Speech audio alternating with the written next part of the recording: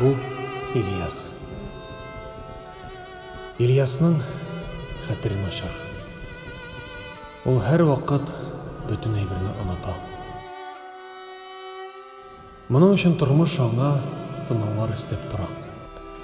Җилкәннәр җилдә, кеше тормышта сынала диләр. Язмыш сыный, Ильяс алар белән көрәшеп, алга таба яшәргә тырыша. Тик иң авыры әле алда булган икән. Ильяс ел буе Барда фестиваленә барырга хыялланды. Шулай да билетлар сатып алырга оныткан. Ә ул инде тиздән 3 август көнне башлана. Эләгеп булырмы анда, юкмы? Монсы инде билгеле түгел. Барда фест, чинчита, ведущий Ильяс Шаяхматов. Бу нәрсә дигән сүз миңа? Билет кирәк түгел дигән сүз әллә?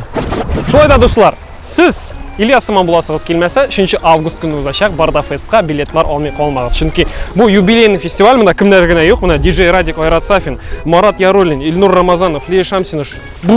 Шәхсән минем үзем барасы килә, мин барачакмын, чөнки мин әлеге фестивальне алып барам. Әйдәгез, 3 август көнне Бардада күрешербез. Смотри, килмәсәң.